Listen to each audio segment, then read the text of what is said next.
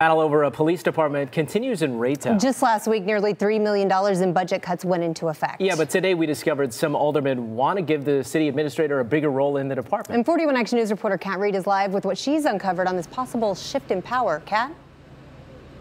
That's right, Mike Rand, the chief of police here in Raytown is in charge of supervising his department, but a new amendment with support from 3 aldermen would give greater oversight power to the city administrator. My parents started this business January 2nd, 1957. Pam Clark is a lifelong Raytown resident. Nearly 1 year ago, her family's beloved business burned to the ground. They invested $2.2 million in rebuilding Clark's appliances in Raytown. I felt like that the community was well worth staying. I, at this point, kind of have my doubts about that. Clark is conflicted after watching $2.7 million slashed from the police department's proposed budget.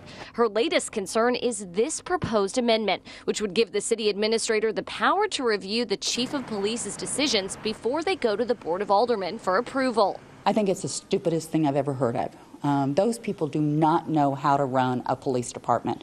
In this request for board action, the 3 sponsors of the amendment said their intent is not to interfere with day-to-day police operations, but to, quote, improve efficiency and be consistent with oversight of other city departments. That idea is something Raytown local Justin Powers says he can get behind. I believe maybe the city administrator should have some power to oversee any negligence that happens due to poor performance in the police force. One of the sponsors of the amendment, Alderman Bill Van Buskirk, declined to interview with us, but said the intent is to simply clarify the chain of command in the city. The other 2 sponsors, Alderman Benet Mims and Mark Moore, didn't answer any of our 4 calls or emails. We even tried knocking on Moore's door, but were told he wasn't home. The police department also declined to interview, saying they're going to wait and see what happens at Tuesday's meeting when this amendment is discussed. Clark just hopes the city can move on. We need businesses, and while you're up there fighting about things like this, businesses are not going to come to this town. Move on.